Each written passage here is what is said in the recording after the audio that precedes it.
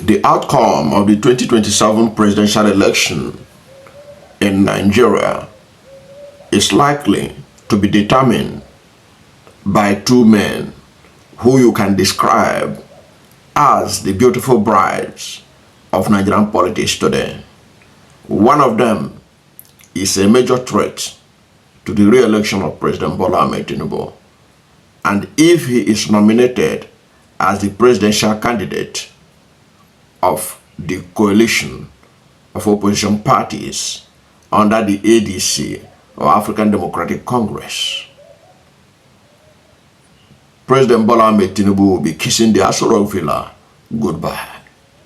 The other one is having massive followership and is in control of about 5 million votes in Kano and to some extent in Jigawa.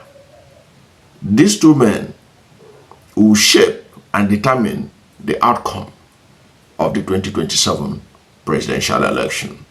Let's go to the number one. The number one is Peter Obi, the presidential candidate of the Labour Party in the 2023 presidential election. This is a man who many believe won the 2023 presidential election, and it was stolen from him by the establishment. Of course, the Supreme Court has given its final verdict that it was Bola Ahmed Tinubu of the APC that won the election. But in the hearts and minds of most Nigerians, the election was stolen for President Bola Ahmed Tinubu. That is the truth when it comes to what Nigerians think about the outcome of that election. Now, Peter Obi is the beautiful bride of the ADC, because without Peter Obi, the ADC goes nowhere. The ADC is dead on arrival, if you like. This is because Peter Obi is coming not only with a block vote from the southeast, he's also coming with a national spread that stretches all the way to Lagos, to north-central Nigeria, to part of the northeast. In fact, if the true results of Borno State were to be published, you will be shocked that Peter Obi did far better than what INEC projected. So Peter Obi has a national spread. South, south, southeast, north, central, southwest, everywhere. So he has the key to the dethronement of Bola Ahmed Tinubu. However, the ADC is being said to be packaged for Atiku Abubakar's emergence. And that is also being, those who support Atiku also believe that he has the war chest. Because anytime you hear primaries by the APC or the PDP, you hear the tales of dollar rain. So with the dollar rain expected to happen in ADC, people like Peter Obi will not stand a chance, because Peter Obi doesn't believe in dollar rain, and his supporters does not want a president that will emerge through dollar rain. In that case, if Peter Obi is shortchanged and dollar became the preeminent process of selecting the ADC candidate, Peter Obi will quietly leave that scene. Okay? Even if he continues to be in ADC, his supporters will abandon him there so that he can go ahead and support whoever Atiku Abubakar if he emerge as his business, which he has the right to. But I can tell you for free that many supporters of Peter Obi will dump him after that. And when they dump him, that vote he ought to have brought to the table will be lost. And Atiku Abubakar will be roundly defeated by President Bola Ahmed Tinubu. This time around, Tinubu may not even need to rig it will be clear to everyone. So Peter Obi is the only solution for the coalition. If they truly sincere, they want a new Nigeria, if they truly care to get rid of the bad governance and the corruption of the APC, he is the solution. Atiku, there's no much difference between Atiku and Tinubu.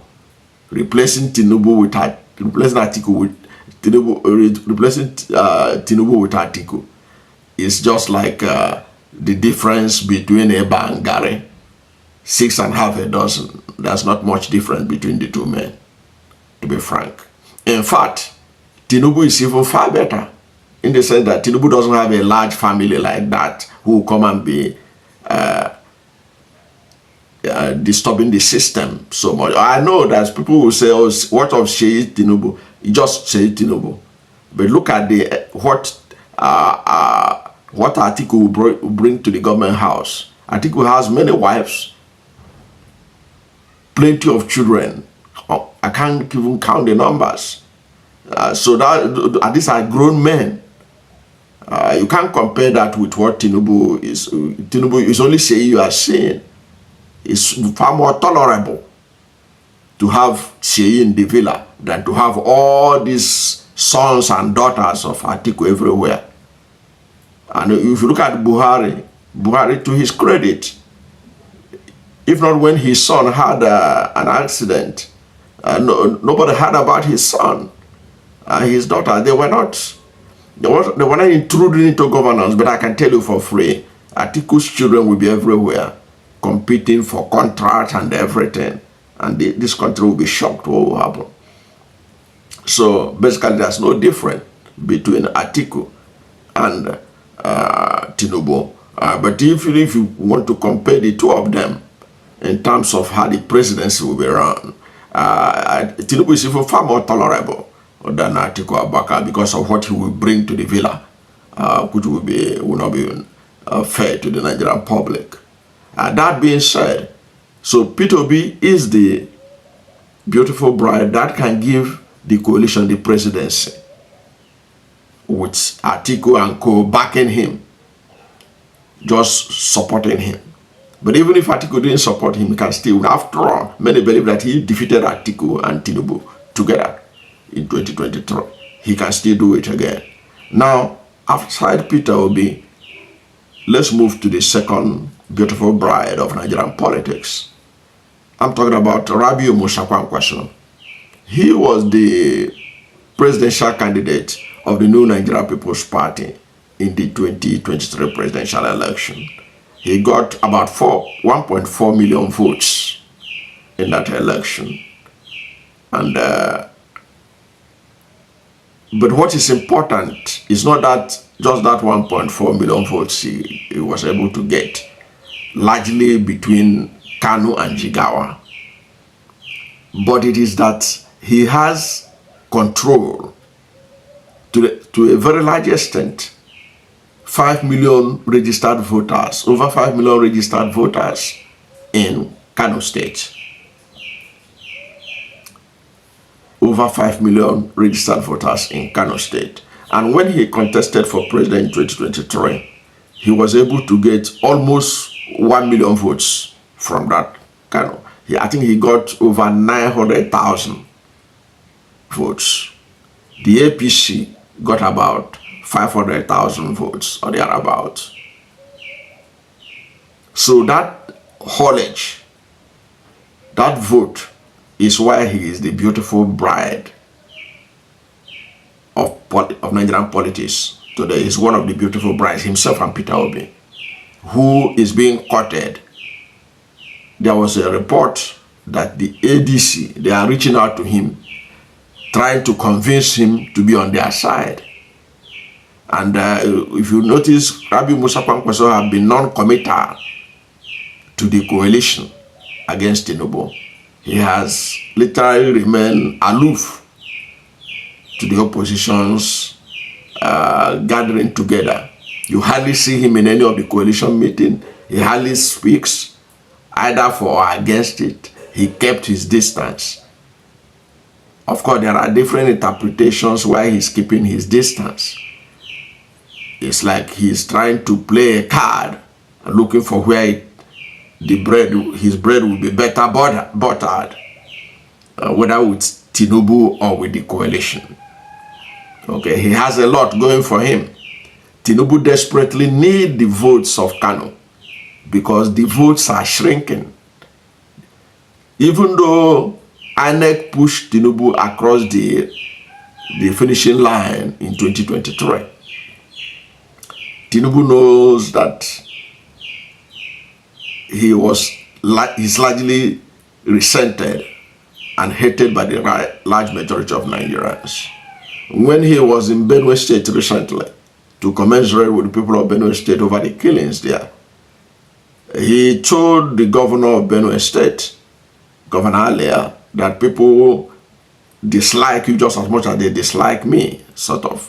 Okay? So he is aware that he's not the darling of the people, and his policies has done worse for him. His policies have impoverished Nigerians, making them think that even Buhari administration was a good thing for Nigeria, even though that was also a disaster. So you can imagine a situation that put you where Buhari is better than you. You can know that that is a very tipping point in your sustainability in governance. So he desperately needs Kano. I learned that they are making offers to him in APC so that he can be able to endorse Tinubu. So, and the reason for that is because of the millions of votes that is at stake in Kano. So you can therefore see why Peter Obi and Rabiu Kwankwaso are the beautiful brides of Nigerian politics today. These two men, their actions and inactions,